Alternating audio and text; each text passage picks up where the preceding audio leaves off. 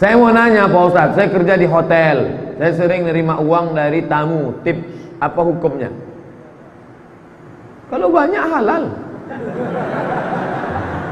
Soalnya hotel tidak syariah Pak Ustadz. Dia ngasih kamu kenapa? Boleh jadi karena dia kasihan, teringat dia anaknya, teringat dia adiknya. Bisa jadi karena ditengoknya di situ bersih, senang dia. Jadi banyak motifnya. Kalau tidak ada dosa di dalamnya, ya tak apa-apa, hadiah. Tapi kalau ada unsur maksiat, saya dikasihnya tadi Pak Ustadz 100.000. Kenapa? Minta belikan kamput dia 3 botol. Oh, ini dosa. Harap. Tak ada unsur apapun. Bekerja engkau dengan sesuai kerja, kau bersihkan, ini tiba-tiba pas keluar dikasihnya. Kau bawakan tasnya, dikasihnya. Nih, terima kasih adik. Halal, tak jadi masalah. Bagaimana dia kalau non muslim? Ya halal. Pembagian non muslim halal. Mana dalilnya?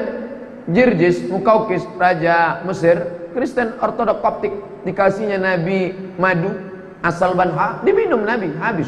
Dikasihnya kain, diterima Nabi. Dikasihnya Bilal, keledai. Bilal lebih besar dari keledai, lebih kecil dari kuda, kendaraan, dipakai Nabi. Boleh. Apa hukumnya kita memakai dana bantuan kemanusiaan dengan waktu sebentar? Sebentarnya ini tak tahan. Karena kita lagi mepet betul, sangat membutuhkan uang itu. Kita mengembalikannya dalam waktu yang tak lama, tak bisa. Kenapa? Karena ini milik kemanusiaan.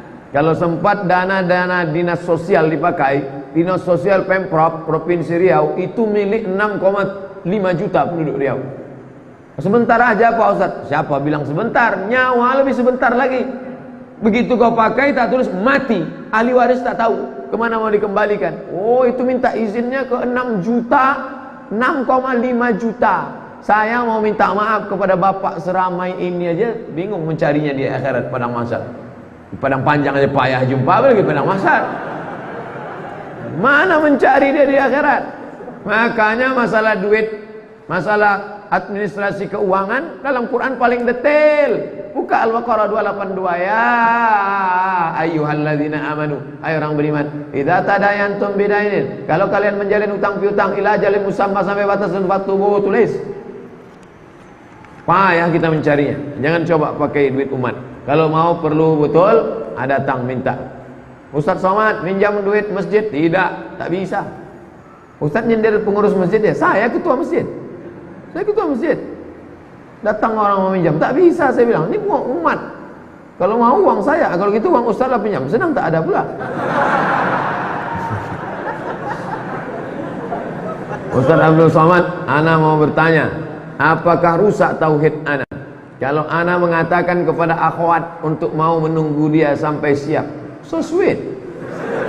Soalnya sebelumnya ana mencoba mengajak seorang akhwat berta'aruf, namun setelah akhwat tersebut menanyakan kepada orang tuanya tak memberikan restu dengan alasan akhwat tersebut baru selesai wisuda. Ada bagusnya kalau dia bekerja dulu. Apakah artinya di sini ana menjadikan atau menduakan Allah? Sebabnya saya berkeinginan cuma akhwat tersebut yang saya harapkan, karena agamanya bagus dan acara. Ini kan banyak ceritanya nih. Nunggu tamat kuliah dulu, udah tamat nunggu wisuda dulu, udah wisuda kerja dulu. Yang cepat kan ada. Kalau bisa cepat kenapa lambat? Kenapa kau tunggu-tunggu dia? Takutnya nanti begitu dia kerja mati. Stres. Bagus cari yang cepat. Yang cepat aja dulu. Yang cepat itu dulu. Nanti kalau dia mau nunggu, dia yang kedua. Dapat dua-duanya. Mengapa sahabat mengumpul? Ustadz ini ngomong jangan sembarangan. Saya bukan sembarangan. Sekarang berapa banyak perempuan yang solihah tidak diselamatkan oleh laki-laki, akhirnya menikah sama Fir'aun, menikah sama pecandu narkoba. Berapa banyak perempuan, Pak Ustadz, saya pengajian suami saya selingkuh, tak terhitung berapa banyak. Sampai error HP saya sudah 2 hari tak aktif. Masuk WhatsApp 11.000 sekali masuk. Tak siapa membocorkan nomor saya sampai hati dia. Itulah, berapa banyak orang. Nah itulah. Jadi antum bisa menyelamatkan 2 yang solihah ini, itu jihad luar biasa itu. Allahu Akbar. Tengok kuat takbir. Mengapa sahabat mengumpulkan Al-Quran dari pelepah korma dan tulang, sementara para sahabat tersebut hafal Quran? Sahabat itu hafal Quran, tapi Nabi menyusun tim penulis wahyu sebanyak 40 orang. Maka dikombinasikan antara hafalan dengan tulisan. Kumpulkan yang ada di pelupa korma, komparasi. Itulah sekarang metode ilmiah namanya studi komparatif, studi banding. Sekolah ini mau nengok kualitas, datang studi banding ke Al-Azhar Sipabudi, mau melihat bagaimana kualitasnya. Maka begitu juga hafalan, sahabat tuh hafal Quran. 70 tentara penghafal Quran meninggal mati syahid waktu memerangi Nabi palsu Musailamah Al-Kadzab. Tapi dikumpulkan lagi yang ada tulisan pelupa korma, dicek lagi, dikomparasi lagi. Baru bukan mereka meragukan hafalan mereka. Jangan silap dengan hafalan mereka. Apa hukum rokok bagi yang kecanduan dengan rokok? Rokok ini haram. Mufti Mesir Syekh Ali Jum'ah haram. Mufti Mesir Syekh Nasr Farid Wasil haram. Mufti Saudi Arabia Syekh Abdul Aziz Ibnu Baz haram. Mufti Indonesia tak ada mufti. Indonesia Muhammadiyah, Majelis Tarjih Muhammadiyah haram.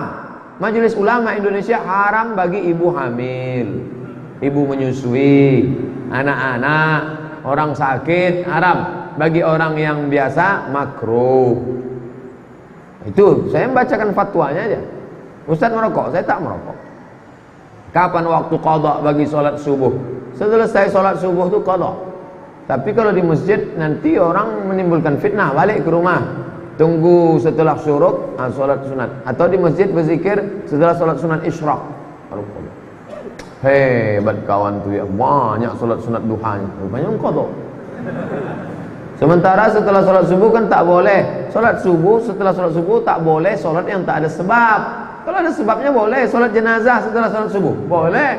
Sholat tahiyatul masjid, habis sholat subuh masuk ke masjid boleh. Apa tak boleh? Begitu juga dengan qadha. Tapi kalau orang ngajinya tak sama, nanti menimbulkan fitnah. Balik Idul Fitri ke kampung, orang kampung tak ada pengajian. Begitu ditengoknya ada orang sholat setelah subuh, wah ini aliran sesat nih, tangkoknya pula. Saya baru bertanya, saya mau tanya Ustaz, kalau kita pergi keluar kota, di jalan terdengar azan, masuk waktu sholat, pas kita berwudu ternyata air dari masjid itu bau, dan kita berkumur seperti ada rasa karat atau minyak, gimana tuh Ustaz? Apakah wudu kita sah? Al-ma'u idza ballaghal qullataini lam yahmil khabas. Kalau air itu sudah sampai 2 kulah, maka dia tidak mengandung khabas, tak ada najis. Itu kalau di daerah ini mau pergi daerah Tembilahan, daerah Rokan Hilir Makan Siapi-api, daerah Bengkalis, berhenti kita, air keran itu memang ada. Saya waktu pengajian dari Kuala Kampar mau masuk ke daerah daerah Kuala Kampar tuh, merasakan rasa mandi pakai Coca-Cola sih itulah. Amazing. Luar biasa. Itu rasa lumpur, rasa apa, tapi air itu banyak. Maka dia tidak mengandung najis, tidak najis. Berikan tips supaya saya nggak mudah sakit hati dan cepat emosi, Pak Ustaz. Saya paling cepat sakit hati dan emosi. Kenapa dia menyakiti kita? Oh, dia sengaja. Kita harus kasih tahu dia, ente jangan singgung-singgung saya. Apa ente sindir-sindir saya? Apa maksudnya? Tapi kalau kita salah paham, tetap bayun. Ente tadi maksud omongan itu menyindir atau apa? Tidak, saya tak ada nyindir. Bapak aja yang tersinggung. Oh, maafkan saya. Nah, jadi jangan mudah terlalu sensitif. Sensornya terlalu tajam. Jarak 5 meter pun bunyi. Tit, tit, tit, tit. Nah, itu harus dibawa ke bengkel cepat. Mendengar ceramah Ustaz Somad berbunyi mobil di luar. Sensor terlalu tajam. Detektor logamnya terlalu tajam. Oleh sebab itu maka kita pahami dengan baik ilmu komunikasi, ambil 2 SKS. Saya sedang menyusun skripsi, tolong doakan supaya ujian saya lancar dan tamat mendapat pekerjaan yang barokah, insyaallah. Berarti udah nikah. Biasanya sepaket itu, ujian, kerja, nikah solihah. Ustadz, apa hukumnya jadi sales mobil? Orang yang menjual produk halal, maka segala yang berkaitan dengannya halal. Ngajak orang makan, bapak-bapak silakan makan, ini rumah makan bagus ini. Ya, halal, salah. Jadi gaji oleh rumah makan. Begitu juga dengan mobil. Mobil itu tidak haram.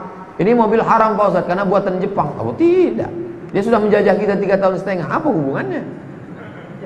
Jadi tidak haram kecuali dia sales jual babi, sales jual BPK, babi panggang karuan, itu baru haram. Sales. Silakan Pak, yang badannya agak-agak dingin supaya hangat, sini panas. Silakan. Itu tak boleh. La'ana Rasulullah, naha Rasulullah an samanil kalbi. Nabi melarang jual beli anjing. Wa mahril baghi, upah prostitusi, sales prostitusi, haram. Wa ulwanil kahin, upah dukun, sales dukun. Bagi yang ingin meramal-ramal silakan lewat. Oh tak boleh. Begitu juga dengan orang yang buka koran yang isinya iklan-iklan dukun. Itu sama dengan sales dukun, haram. Kalau seseorang membangun masjid dengan dananya sendiri, wakaf, duit dia itu diwakafkannya untuk umat, bolehkah masjid itu diberi nama atas nama dia? Terserah dia, buat nama dia. Bapak nanti pergi ke Kairo, ada masjid di simpang Haisadis, besar, kubahnya warna hijau, Masjid Nuri Khattab di Kairo. Masjid Nuri Khattab, di pintu masuk ditulis tidak menerima sumbangan. Masjid Nuri Khattab. Kemarin saya sebulan di Mesir itu, dibuat acara membaca kitab Sunan Tirmidzi, Syama'il Muhammadiyah, Mafahim Yajib an Tusahhah. Nama masjidnya Syekh Masjid Zaki, Abbas Zaki, mantan Menteri Ekonomi Mesir dulu. Orang kaya dibangunnya Masjid Abbas Zaki. Ya terserah. Nanti takutnya nggak ikhlas. Orang duit-duit dia, yang ikhlas dia yang bangun, duit-duit dia ikhlas. Ini sudah letak bangun masjid, ngejek orang tak ikhlas pula lagi. Apa hukumnya pengacara makan hasil pembelaannya yang salah? Artinya koruptor, jelas korupsi tetap juga dia bela. Makan haram dia. Disumbatkannya duit haram itu ke mulut anaknya, ke mulut bininya, haram. Akhirnya duit itu pun tak juga jelas. Anak pun pecandu narkoba, bini berselingkuh, duit haram, duit hantu dimakan setan. Pokoknya kita hidup nih lurus-lurus saja lah. Bukan lama hidup nih. Saya tak terasa nanti bulan Ramadan pas 10 tahun. Ramadan 2008 saya pulang dari Maroko, 2018 Ramadan pas 10 tahun. 40, 50, 60 mati. Kok sampai pula? Bukan lama hidup nih. Dia ambil haram. Bukan lama menikmati hidup nih. La ilaha illallah. Berapa banyak orang mengumpulkan duit haram, dia pun tak sempat menikmatinya. Akhirnya siapa ngambil? Bininya. Nikah bini sama berondong. Habis. Apa yang dikejar hidupnya? Saya mau bertanya, apabila kita lihat teman kita sedang bermaksiat, nonton video porno, posisinya tidak menonton, iman lagi kuat, mau menasehati tapi tak enak, karena saya belum tentu benar. Dia aja tak yakin dia benar. Gimana antum tak yakin antum benar? Saya benar, saya hamba Allah, Allah menolong saya. Kamu harus begitu. Kalau antum sendiri tak yakin antum benar, patutlah antum tak yakin. Karena saya belum tentu benar dalam ibadah, dan terkadang saya terjerumus hal yang sama. Lebih baik saya nasihati atau saya biarkan? Antum nasihati diri antum, antum nasihati orang, antum nasihati, antum ajak buat baik. Kuntum khaira ummah, kalian umat terbaik. Syaratnya apa? Ta'muruna bil ma'ruf wa tanhauna 'anil munkar. Ikutlah komunitas sahabat hijrah, komunitas udah putusin aja, komunitas kemarin waktu di acara di Medan, konferensi pers ramai anak-anak muda. Berikut ini kita komunitas apa nih? Komunitas hijrah. Ini komunitas apa? Komunitas usahawan muslim. Ini apa? Komunitas entrepreneur muslim. Ini apa?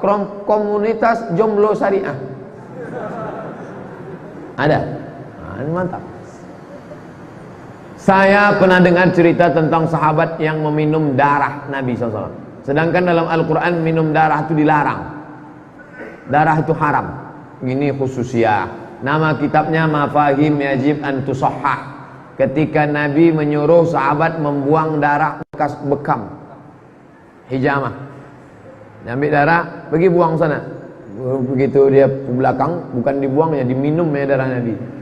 Lalu dibilang, yang mana darah? Kau minum. Kata Nabi SAW, orang yang darahnya bercampur dengan darahku haram disentuh api neraka. Darah Nabi SAW, darah kawan antum jangan antum minum. Dracula. Bekas air minum Nabi, nama minum tempat minumnya Kirbah. Ketika Nabi meninggal, datang Asma, diambilnya tempat minum Nabi itu, asal anaknya demam, diisinya air ke tempat air minum Nabi itu, bekas mulut Nabi itu, dituangnya, diminumkannya. Untuk apa? Mengambil barokah. Jadi sahabat mengambil barokah.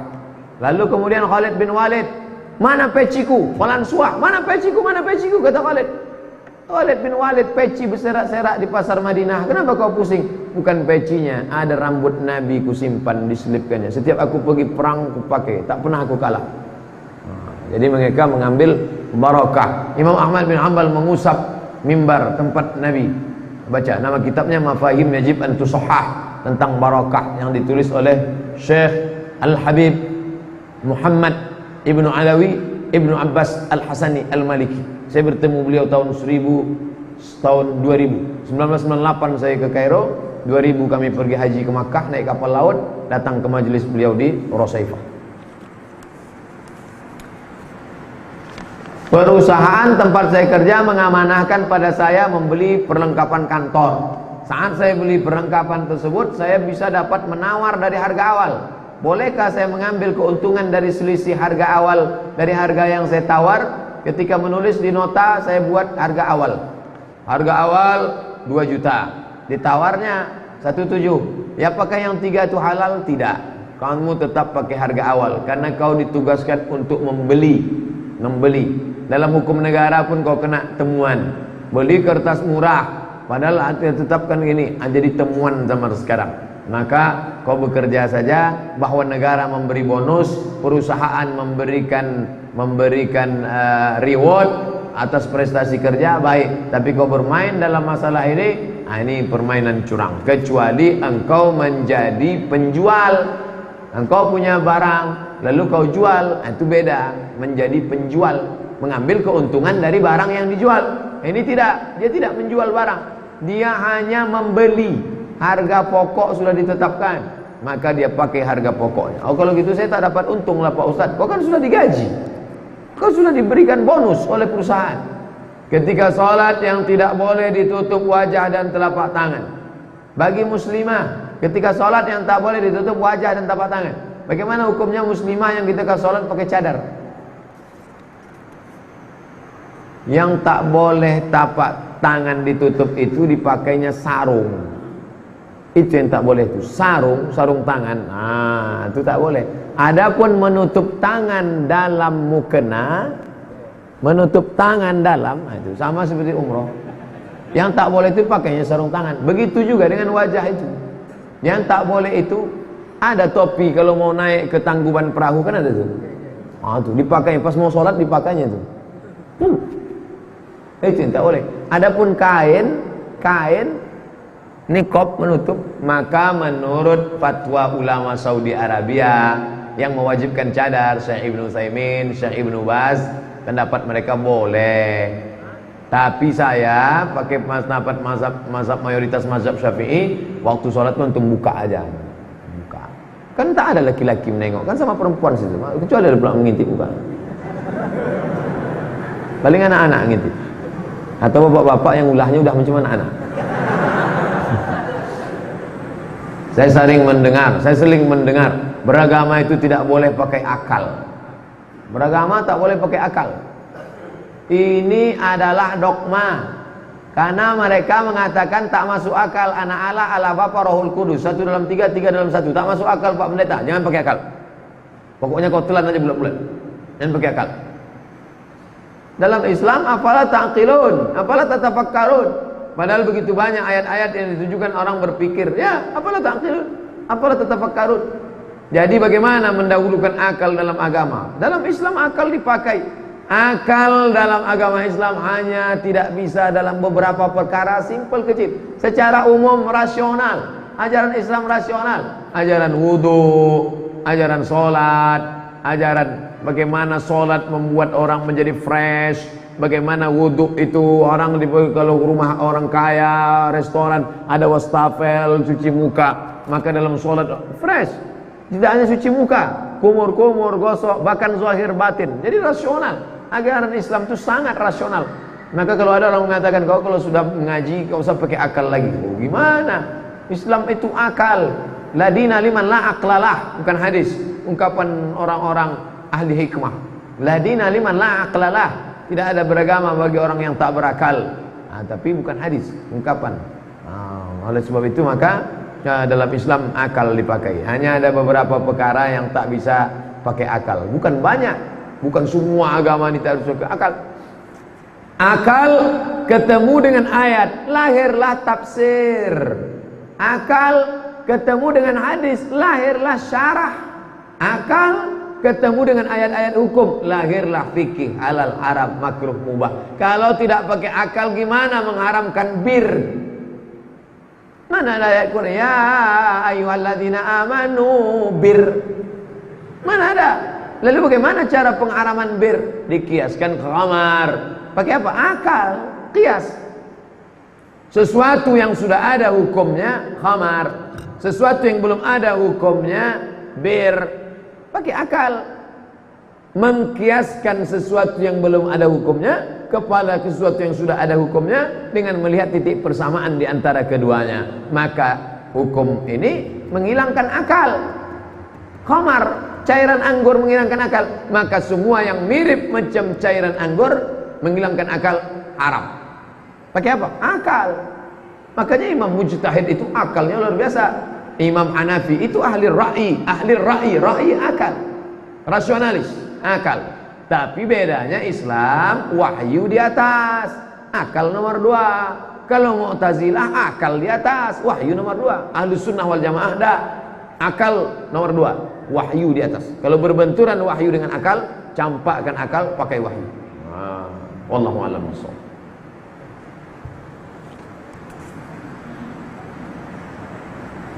Apa kewajiban kita terhadap ibu tiri sama dengan ibu kandung? Ya, sekejam-kejamnya ibu kota masih kejam ibu tiri, Pak Ustaz. Itu nasib masing-masing lah.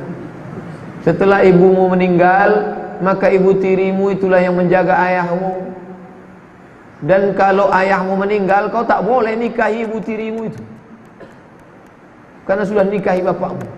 Oleh sebab itu dia seperti ibumu. Ini banyak orang setelah emaknya meninggal, bapaknya dilarangnya kawin. Ayah, setelah mama tiada, ayah silakan terbang, mau ke Surabaya, ada kakak, mau ke Singapura, ada abang, mau ke Jakarta, silakan. Apa kata bapaknya? Kalian kemana aku terbang saja kalian pikirkan, kemana aku hinggap kalian tak pikirkan. Maka yang paling layak baik adalah kawan saya, ketika neneknya meninggal, maka ibunya, kawan saya punya kakek, anak ibunya nih anak kakeknya. Ketika mbah perempuannya meninggal, maka ibunya mencarikan perempuan untuk menikah dengan ayahnya supaya ayahnya itu terjaga zahir dan batin. Begitulah bakti, kalau menjaga itu. Bagaimana cara bersilaturahim dengan laki-laki yang bukan mahram? Apa yang antum silaturahim sama dia? Tadi di lokal ada yang nanya, Ustaz, boleh nggak saya berteman dengan teman laki-laki tapi tidak ada hubungan apa-apa? Tidak ada pertemanan dengan laki-laki, baik sudah menikah apalagi belum menikah. Makanya reuni sekarang tuh, oh bahaya itu. Reuni dalam grup WA 20 tahun yang lalu susah, jelek. Sekarang ini punya kata CLBK, cinta lama bersemi kembali, selingkuh. Luar biasa zaman sekarang ini. Oleh sebab itu hindari. La tattabi'u khutuwati syaitan. Jangan ikut langkah-langkah setan. Setan tidak pernah mengajak ayo berzina. Nah, apa kata setan? Cari nomornya. Apa kata setan? Buat janjian. Apa kata setan? Ajak makan siang. Apa kata setan? Curhat agak sekali 2 kali. Hati-hati jebakan setan. Lebih hebat dari jebakan Batman. Sedangkan menatap dan berkumpul dengan laki-laki itu dilarang. Tidak ada pertemanan. Teman tapi mesra, tak ada itu. Rusak. Ustaz tak punya teman perempuan, tak ada. Kemarin saya ke madrasah sanawiyah, apa kesan mereka? Somad, dulu waktu kita sama-sama sanawiyah, satu pun tak ada di lokal ni perempuan yang pernah ngomong sama ente. Iya, saya bilang. Sampai sekarang. Tapi ada juga yang ngomong, itu yang berani yang ngomong. Pakai kertas aja ngomong. Saya usaha sablon, kaos. Tulisan apa saja yang tidak boleh dibawa masuk ke dalam kamar mandi? Lafaz Asmaul Husna, ya Rahman, ya Rahim, ya Malik, ya Qudus. Muhammad sallallahu alaihi wasallam. Pokoknya jangan antum pakai yang Arab. Oh, tulisan Arab ini tak boleh, Pak Ustaz. Mamnu'ut tadkhin, boleh. Mamnu'ut tadkhin artinya dilarang merokok.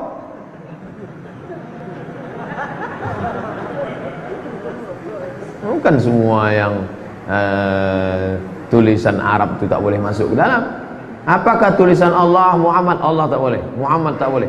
Dan gambar Ka'bah menghinakan Ka'bah tak boleh. Boleh dibawa masuk. Jangan buat batik gambar Ka'bah. Ini buat batik gambar Ka'bah, nanti masuk kamar nanti masuk WC. Ini simbol-simbol agama, simbol.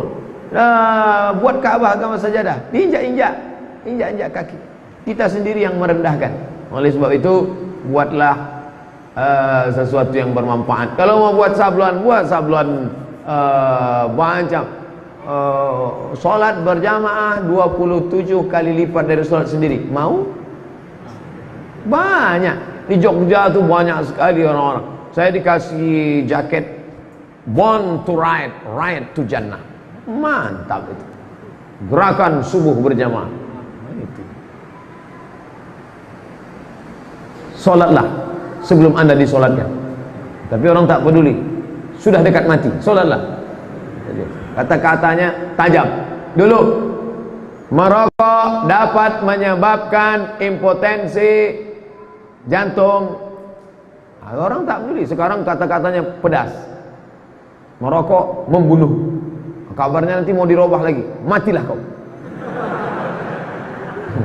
Tajam kata-kata.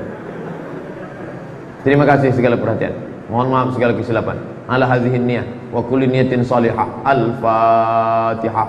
A'udzubillahi minasyaitonir rajim. Bismillahirrahmanirrahim. Alhamdulillahirabbil alamin. Ar-Rahmanir Rahim. Malik yaumiddin.